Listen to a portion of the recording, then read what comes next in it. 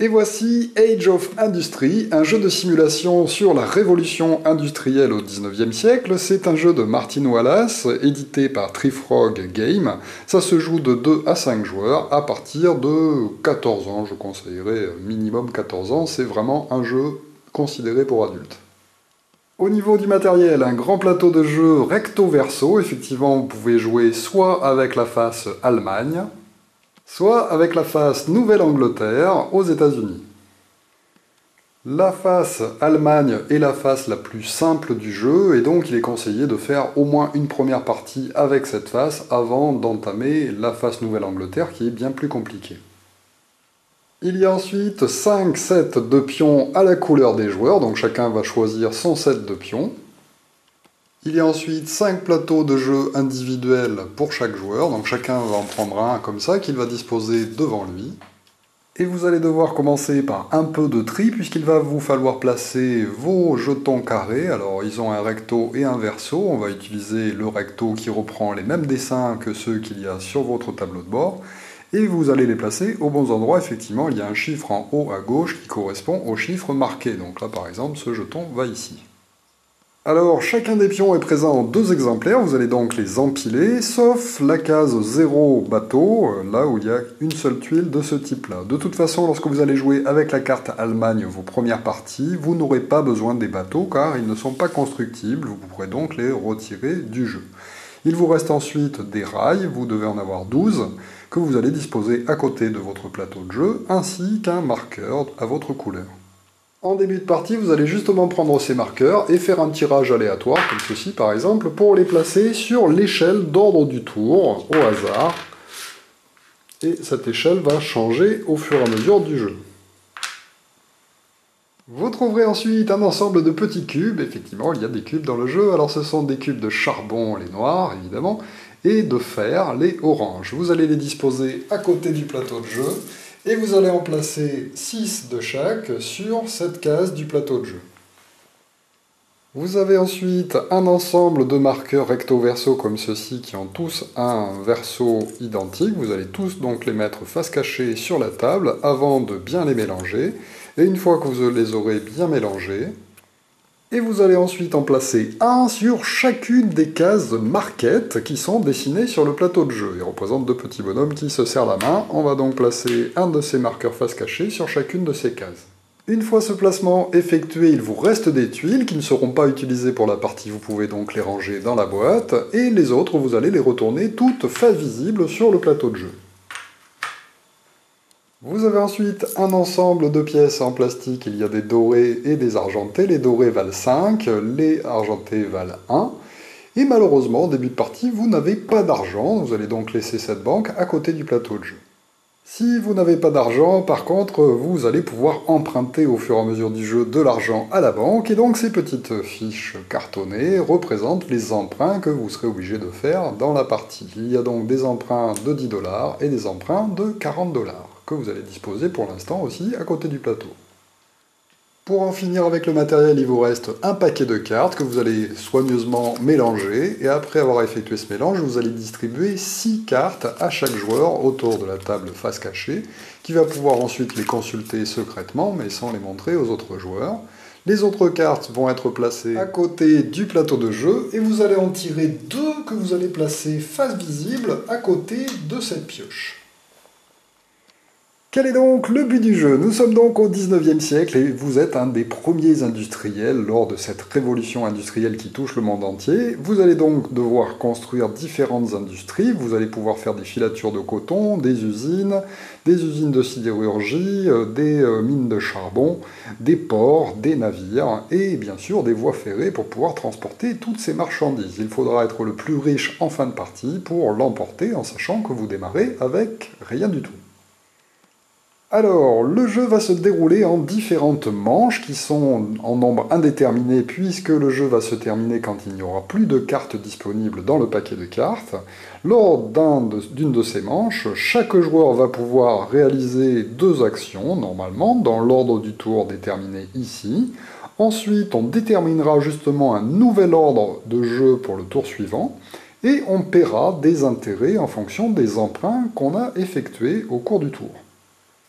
Pour débuter, c'est donc le joueur qui est premier ici qui va pouvoir réaliser ses actions. Mais attention, lors de la première manche, lors du premier tour de jeu, chaque joueur ne pourra réaliser qu'une seule des 6 actions disponibles. Une fois ce premier tour effectué, pendant toute la durée du jeu, les joueurs auront le droit de faire 2 actions parmi les 6 proposées. Ils pourront faire d'ailleurs 2 fois la même action s'ils le souhaitent.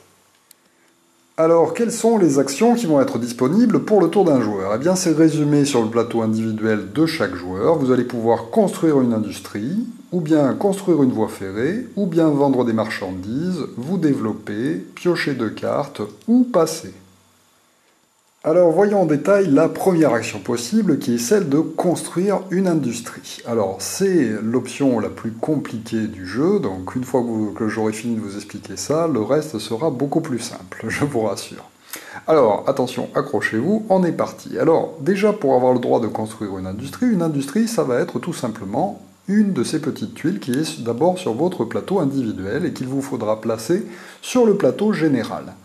Pour pouvoir construire ces industries, vous allez devoir obligatoirement les réaliser dans l'ordre des technologies. Effectivement, le petit chiffre blanc qui est marqué en haut correspond au niveau technologique de l'usine que vous allez construire. Donc vous ne pourrez pas, en cours de jeu, construire une usine de niveau 2 s'il vous reste encore sur votre plateau des usines de niveau 1 par exemple. Donc là, vous allez être obligé de construire pour les ports, d'abord ces usines-là, une fois qu'il n'y en aura plus, vous pourrez entamer la partie 2, et une fois que vous n'aurez plus de technologie 2, vous pourrez entamer les 3.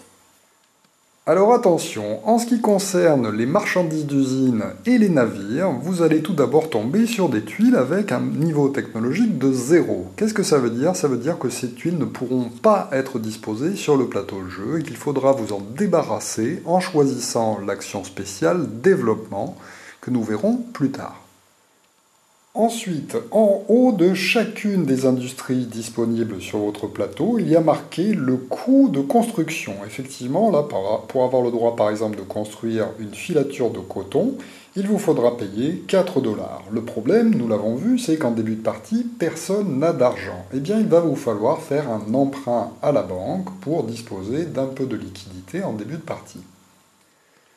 Ces emprunts ne sont pas considérés comme une action, vous pourrez donc les réaliser à n'importe quel moment. Dès que vous avez besoin d'argent, vous prenez donc un emprunt à la banque et vous recevez l'argent correspondant.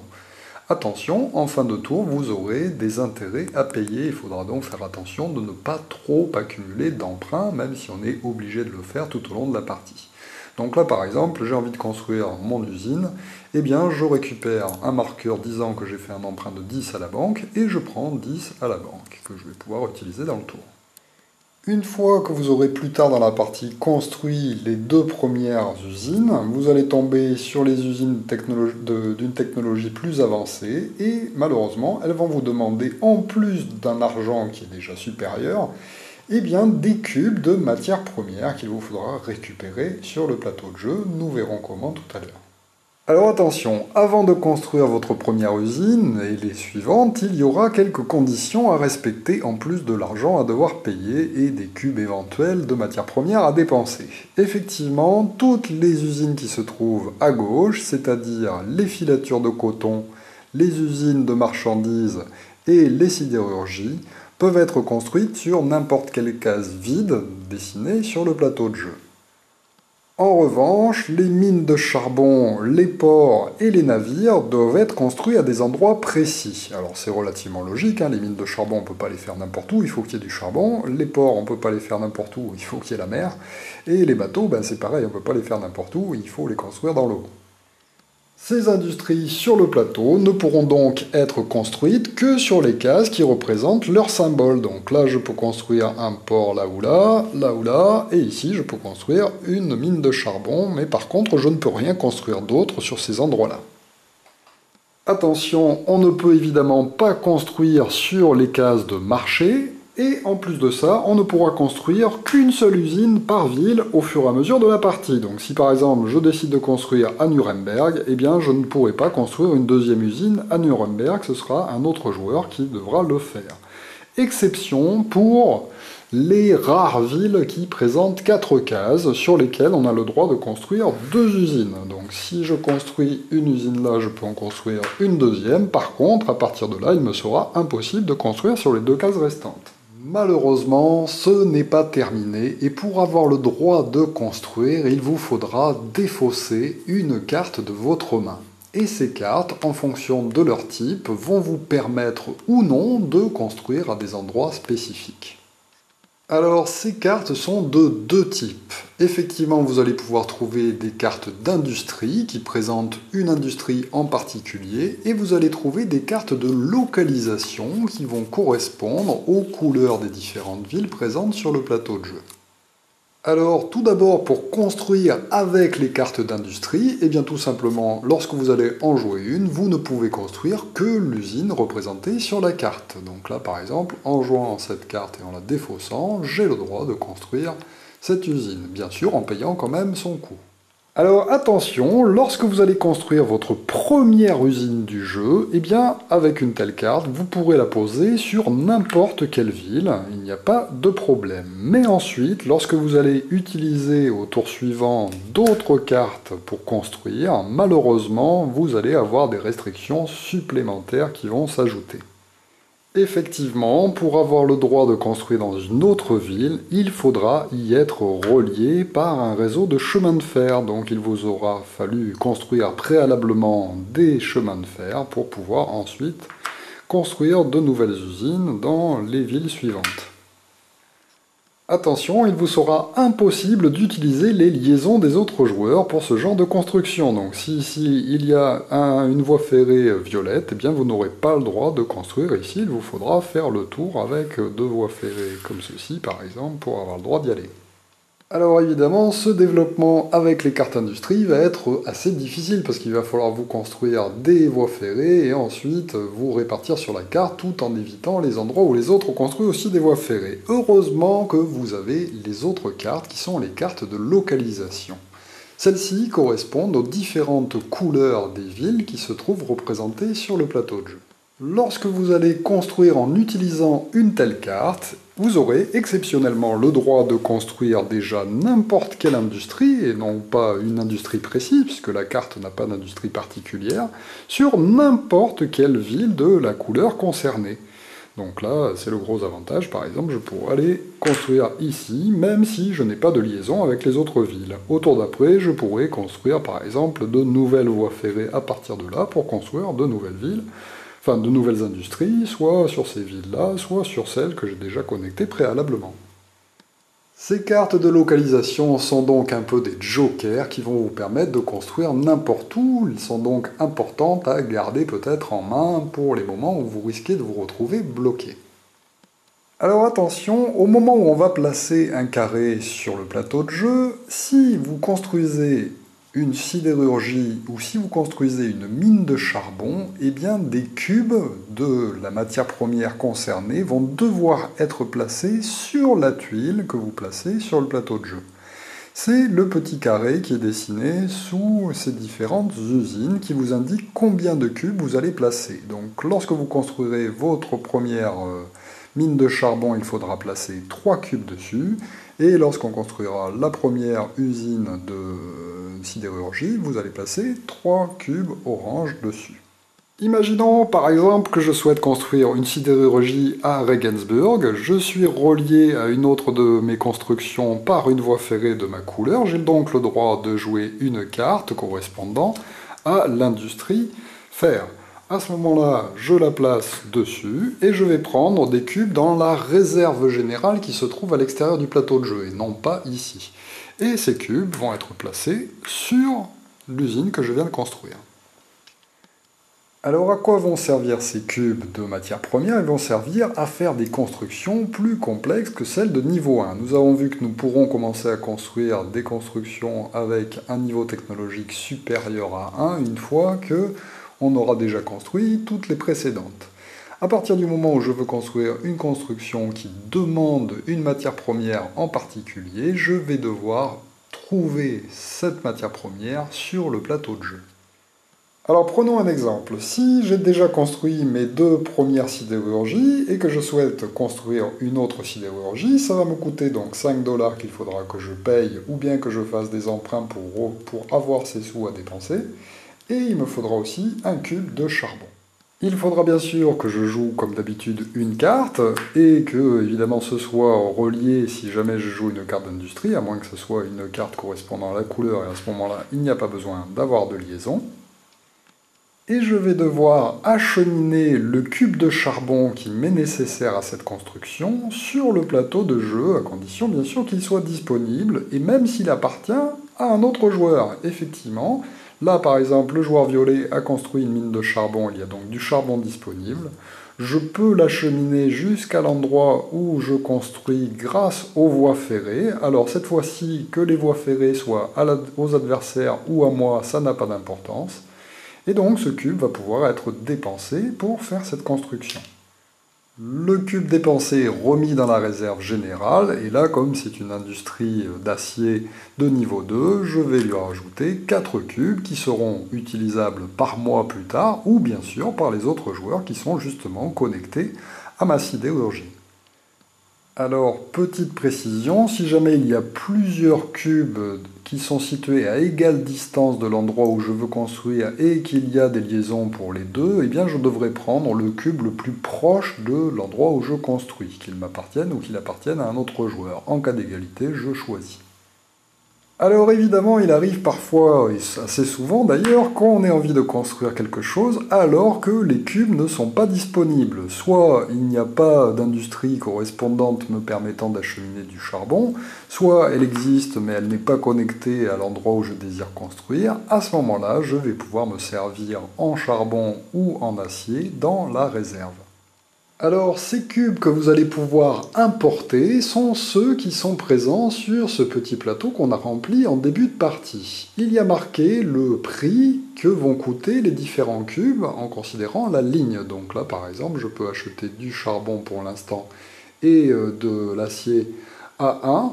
Mais une fois que ce sera vide, eh bien, il faudra que je paye 2. Une fois que les cubes seront vides, je pourrai l'acheter à 3. Le problème, c'est que ce fer et ce charbon, il va falloir quand même l'importer à l'endroit où vous désirez l'utiliser. Et c'est pour ça qu'il y a un petit symbole ici correspondant au symbole de port.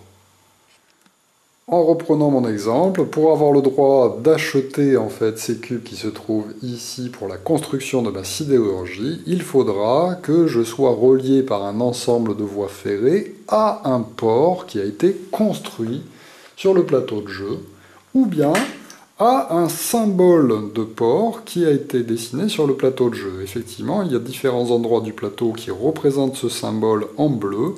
Si j'arrive à avoir une connexion qui m'appartienne ou qui appartient à un autre joueur, reliant l'endroit où je veux construire à l'endroit représentant ça, là il n'y a pas besoin qu'il y ait une construction particulière, eh bien je vais pouvoir acheter ces cubes au prix marqué sur la petite piste.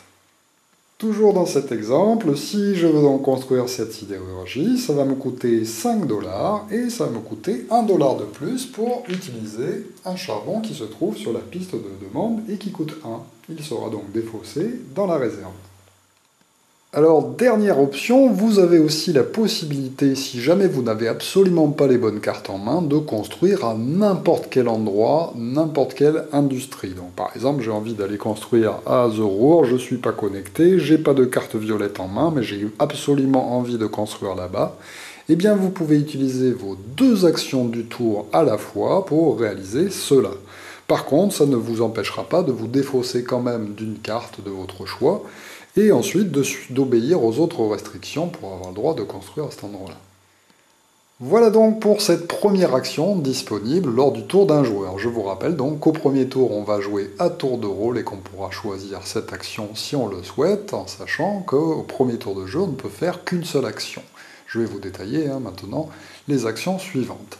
Alors, juste pour revenir un petit peu sur cette construction, bien sûr, vous êtes limité par les cartes qui vous ont été distribuées en début de partie, et donc il faudra prendre en compte l'endroit où vous désirez construire votre première industrie, pour qu'elle soit bien reliée aux différentes sources d'approvisionnement pour pouvoir continuer à vous développer sur le plateau de jeu. Alors, deuxième action disponible lors du tour d'un joueur, celle de poser, de construire une voie ferrée. Bien sûr, pour construire une voie ferrée, il faudra qu'elle soit reliée à une usine de sa propre couleur ou bien à une autre voie ferrée qui est déjà de sa couleur. Lorsque vous allez construire votre première voie ferrée, elle va vous coûter 1$, et c'est tout. Par contre, toutes les suivantes dans le jeu vont vous coûter 1$ plus un cube de charbon et un cube d'acier. Comme pour les constructions, ce cube d'acier et de charbon devra être acheminé à l'endroit où vous construisez votre construction, donc là la voie ferrée, par n'importe quel style de connexion. Donc là par exemple, en construisant ici, je pourrais très bien utiliser un de mes propres cubes et un cube de l'autre joueur. J'arrive à acheminer en fait les deux cubes à l'endroit où je veux construire, donc pas de problème, ils sont défaussés et je paye 1$. Alors je ne suis pas obligé que les cubes arrivent de chaque côté de la voie ferrée. Là je peux amener ce cube-là et ce cube-là en passant par les voies ferrées qui appartiennent bien sûr à n'importe quel joueur. Je peux donc faire ma construction aussi. Ça ne me coûte pas de carte et ça me coûte juste 1$ plus les cubes qui sont récupérés gratuitement sur le plateau de jeu. Alors attention, règle très importante à ne pas oublier, tout l'argent que vous allez dépenser dans un tour de jeu, c'est-à-dire pour réaliser des constructions, pour faire des voies ferrées ou pour acheter des cubes de charbon sur la piste de demande, enfin de charbon ou d'acier sur la piste de demande, cet argent ne va pas être mis directement dans la banque lorsque vous allez faire vos achats, mais va être placé à côté de votre marqueur sur l'ordre de tour. Donc le joueur jaune mettra tout l'argent qu'il dépense ici, le joueur bleu ici, le joueur violet là, et ainsi de suite, jusqu'à ce qu'on ait tout rempli et que chacun ait fait les deux actions auxquelles il a le droit lors de son tour, ou bien sa seule action si on est au premier tour de jeu. Alors, vous allez sûrement vous dire, oui bon, on a bien compris comment est-ce qu'on dépensait de l'argent dans ce jeu, mais comment fait-on pour en gagner? Eh bien, ça va être l'objet de la troisième action disponible, qui est celle de vendre des marchandises, et ça va être une des façons de recevoir de l'argent. Il existe aussi une deuxième façon, qui est celle de vider les endroits de production de matières premières. Alors, je vais d'abord vous expliquer comment est-ce qu'on gagne de l'argent par ce vidage de matières premières, et ensuite nous passerons à la phase 3 qui est celle de la vente de marchandises. Nous l'avons vu, effectivement, à chaque fois on va utiliser les cubes qui ont été placés sur les industries correspondantes jusqu'à ce qu'il n'y en ait plus. Et bien au moment où on va prendre le dernier cube correspondant sur une industrie, celle-ci va être immédiatement retournée et le joueur à qui appartient cette industrie va gagner de l'argent, même si ce n'est pas son tour, c'est donc une action gratuite. Dans cet exemple, le dernier marqueur d'acier a été retiré de ma sidérurgie.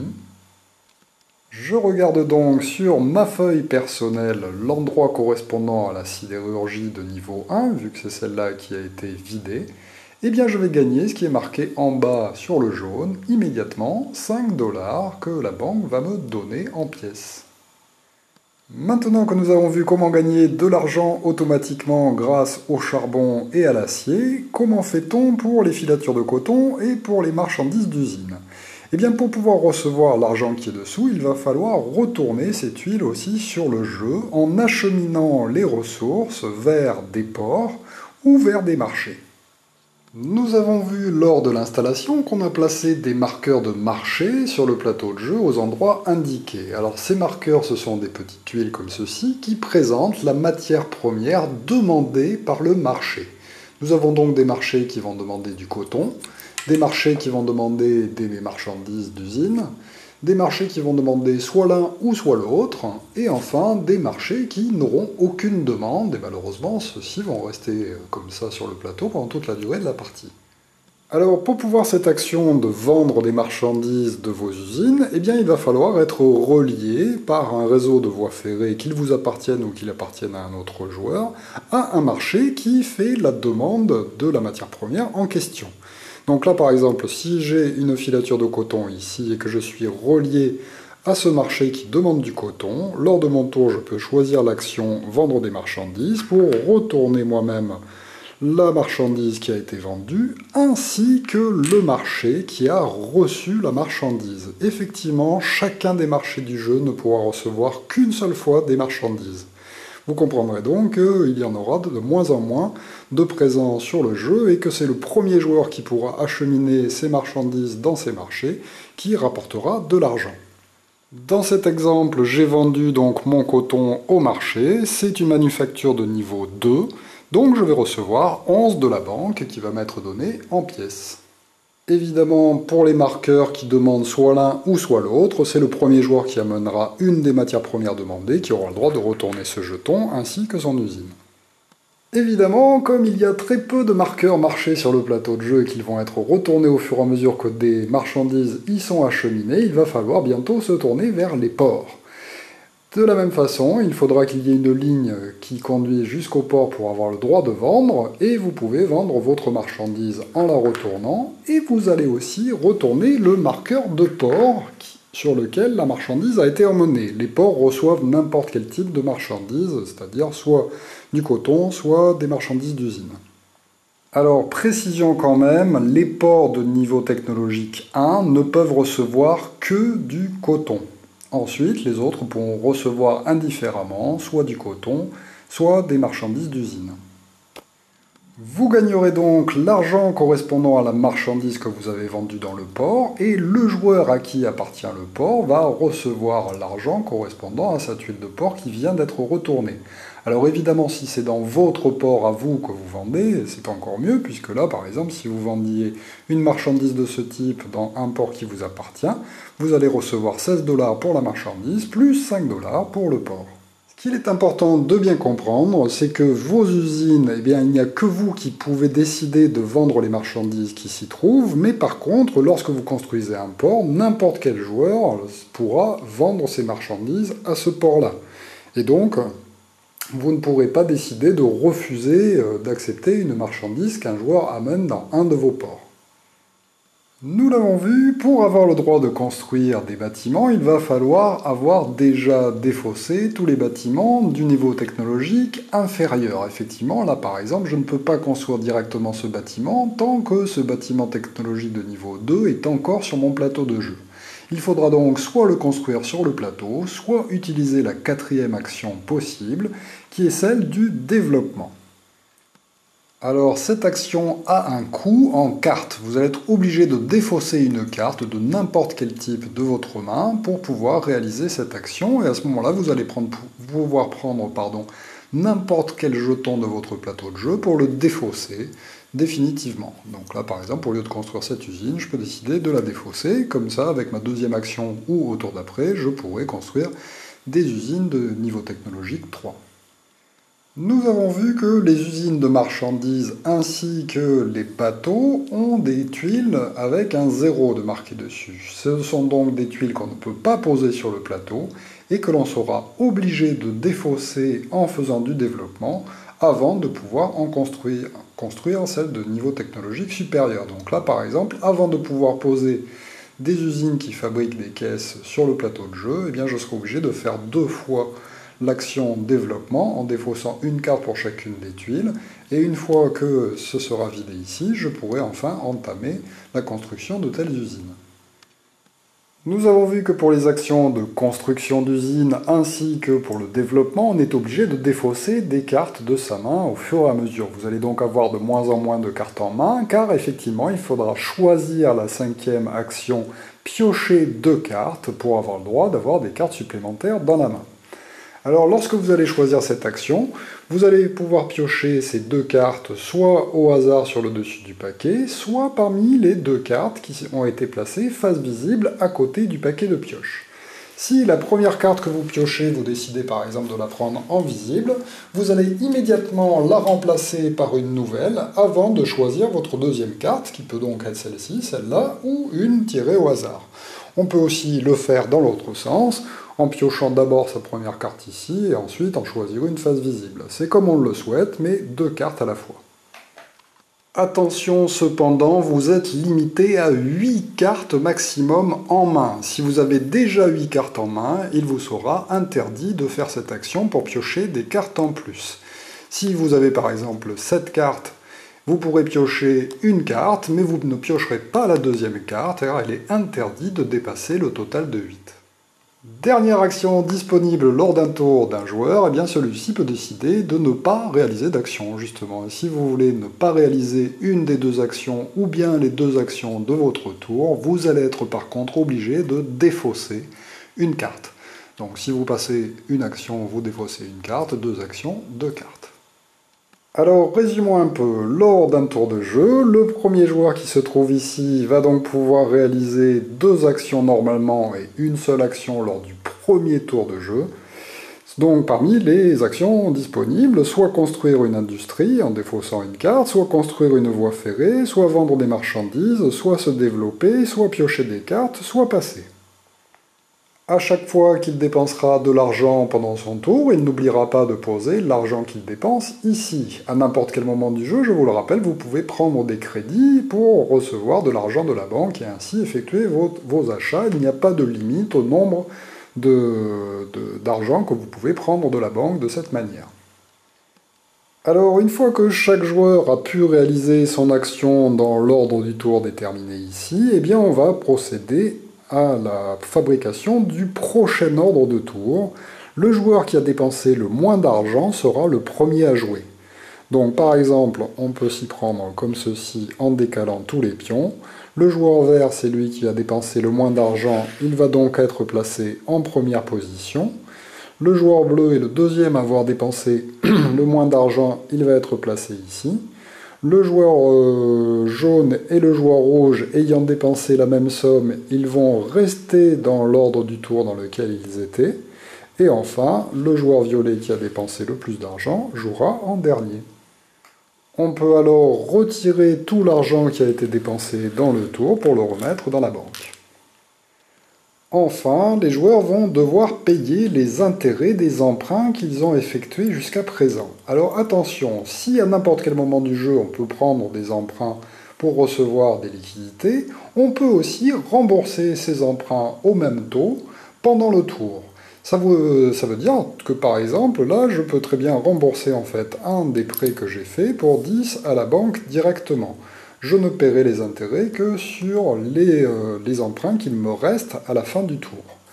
Donc ça veut dire aussi que lors du tour d'un joueur, celui-ci pourrait par exemple emprunter 30 d'un coup, dépenser ses 30, faire des actions qui lui rapportent plus que 30 et rembourser immédiatement ses emprunts dans le même tour, de façon à ce qu'à cette fin de tour, il n'ait aucun intérêt à payer. Donc là, pour reprendre notre exemple, là je peux très bien rembourser ce prêt et l'enlever. Il me reste donc deux prêts que je ne peux pas rembourser puisqu'il ne me reste que 5 $ par exemple. Et bien là, je vais devoir 1 $ d'intérêt sur celui-ci et 1 $ d'intérêt sur celui-là, c'est marqué dessus. Je vais donc devoir payer 2 à la banque et donc donner ceci pour recevoir les 3 $ restants. J'aurai évidemment intérêt au tour d'après à solder en fait mes crédits en les remboursant au prix qui est marqué dessus avant la fin du tour de façon à ne payer aucun intérêt. Mais c'est difficile, vous le verrez en jouant. Une fois que chacun a réglé ses intérêts, on est reparti pour un nouveau tour de jeu en commençant par le premier joueur qui va donc faire ses deux actions parmi les 6 disponibles et mettre son argent ici et ainsi de suite jusqu'à la fin du jeu. Alors, vous l'aurez compris, au fur et à mesure du jeu, vous allez construire des usines qui vont forcément se retourner à un moment donné et vous rapporter de l'argent au moment où elles sont retournées, mais pour pouvoir construire de nouvelles usines, il faudra atteindre en fait de nouvelles villes, toujours avec vos rails, afin de construire dessus, ou bien grâce aux cartes de localisation spéciale, vous placez n'importe où sur le plateau de jeu. Ce qui fait que ça va être assez difficile de se développer au bout d'un moment. Voilà pourquoi vous avez le droit de construire par-dessus vos propres usines. La seule condition pour avoir le droit de construire par-dessus est de construire avec un niveau technologique supérieur. Par contre, vous pouvez très bien construire une usine qui n'est pas du même type. Donc là, si par exemple j'ai une filature de coton qui a déjà été utilisée de niveau 1, je peux parfaitement construire par-dessus une usine de marchandises de niveau 3. Par contre, évidemment, les autres restrictions sont toujours valables, c'est-à-dire que sur le charbon, je ne peux construire que du charbon, et sur les porcs, je ne peux construire que du porc. Et il faudra bien sûr que je défausse une carte pour avoir le droit de faire cette nouvelle construction. Alors attention, vous avez même le droit exceptionnellement de construire par-dessus les marqueurs des autres joueurs, mais ça ne peut être que sur le charbon et sur la sidérurgie, c'est-à-dire les tuiles qui offrent des cubes. Si jamais sur le plateau, par exemple, il n'y a plus du tout de cubes de charbon disponibles et plus non plus de cubes de charbon disponibles à la demande sur le petit plateau ici, vous avez exceptionnellement le droit de construire par-dessus une usine de charbon d'un autre joueur, à condition, bien sûr, de toujours respecter un niveau technologique supérieur. De la même façon, pour les sidérurgies, vous ne pouvez choisir cette option que s'il n'y a plus de cubes de métal sur le plateau de jeu et qu'il n'y en a plus non plus dans la réserve du petit plateau. Alors, quand est-ce qu'arrive la fin du jeu? Eh bien, tout simplement quand il n'y aura plus de cartes dans la pioche. S'il n'y a plus de cartes dans la pioche et qu'au moins un joueur autour de la table n'a plus de cartes en main, on va quand même finir le tour en cours, pardon. Et une fois que tout le monde aura fini le dernier tour, eh bien, on pourra se défausser des cartes qui nous restent en main, elles ne compteront plus pour ceux qui en ont encore, et on va passer au décompte final. Alors, le comptage va s'effectuer en deux temps. Tout d'abord, vous allez gagner de l'argent supplémentaire pour chacune des voies ferrées que vous avez en jeu. Une voie ferrée a une valeur de 2 $ qui va vous être attribuée, plus 1 $ par case occupée de chaque côté de la voie ferrée. Donc par exemple, celle-ci vaut 2 $, plus 1, 3, 4 et 5 $ au total. Celle-ci va valoir 1, 2, 3, 4 $. Et donc cet argent va vous être donné de la banque directement en argent et ça va rejoindre votre réserve. Attention, les tuiles de marché vont compter dans ce total même si c'est une tuile no demande. Donc par exemple, cette voie ferrée va valoir 2, 3, 4, 5 à son propriétaire. Ensuite, les joueurs vont devoir rembourser les emprunts qu'il leur reste. Donc là, par exemple, 10 pour ici, 10 pour là, hop, tout ça, ça retourne à la banque, il ne me reste que ça en argent. Ensuite, on va convertir l'argent que vous avez en points de victoire. Alors attention, ces points de victoire, on va les compter eux-mêmes avec l'argent, il ne va falloir donc pas se tromper. Donc vous allez compter l'argent que vous avez et vous allez le convertir en points de victoire en sachant que chaque 5 points d'argent va vous rapporter un point de victoire. Donc là, par exemple, eh bien, je vais donc marquer 1 point de victoire, 2 points de victoire, 3 points de victoire. L'argent restant ne sert à rien. On défausse donc tout ça et on reçoit en argent les points de victoire accumulés. Donc c'est-à-dire 3 points là pour l'instant et je n'ai plus d'argent du tout. Vous allez ensuite pouvoir ramasser tous les marqueurs que vous avez placés en jeu à condition qu'ils soient au-dessus des piles. Effectivement, ceux qui ont été remplacés par une autre technologie, eh bien cette autre technologie ne vaudra rien. Vous allez donc pouvoir récupérer tous ces jetons, alors qu'ils soient retournés ou non, de toute façon, vous les retournez quand même, vous les placez devant vous. Si malheureusement il vous reste encore des emprunts comme ceci, vous allez être obligé de perdre à ce moment-là 5 points de victoire par emprunt de 10 $ que vous avez encore. Il ne vous restera plus qu'à faire votre total, et évidemment le joueur avec le plus de points de victoire l'emporte. Si jamais il y a une égalité, ce sera le joueur le plus avancé dans l'ordre de tour du dernier tour de jeu qui l'emportera. Voilà donc pour Age of Industry avec ce plateau Allemagne. Alors vous l'aurez compris, c'est assez flou comme ça à la lecture des règles et à l'explication des règles de savoir quelle va être la stratégie gagnante. Effectivement, il va falloir construire des usines, mais des usines qui vont certainement profiter aussi aux autres joueurs. Donc, sur les premières parties, on a souvent tendance à faire des constructions pour essayer de profiter soi-même des cubes de charbon ou des cubes de fer que l'on va fabriquer soi-même. Mais finalement, en fait, si personne ne se met à fabriquer ce genre de ressources, eh bien personne ne va en profiter. Donc il faudra à la fois faire des choses qui vont vous profiter, mais qui vont aussi profiter aux autres joueurs en espérant qu'ils vous renverront la balle. Il faudra évidemment essayer de se développer un petit peu partout sur le plateau de jeu en fonction des cartes que vous aurez en main. Donc il y a beaucoup de paramètres à prendre en compte. Évidemment, votre première partie sera certainement assez floue, et ce n'est qu'après quelques-unes que vous commencerez à comprendre vraiment les stratégies gagnantes. Effectivement aussi, en fin de partie, vous allez avoir peu d'écart finalement avec les autres joueurs, et les différences de points de victoire peuvent se faire à 1 ou 2 points près. Donc en fait, chaque sou économisé lors lors de chacun de vos tours va vous permettre de développer une stratégie.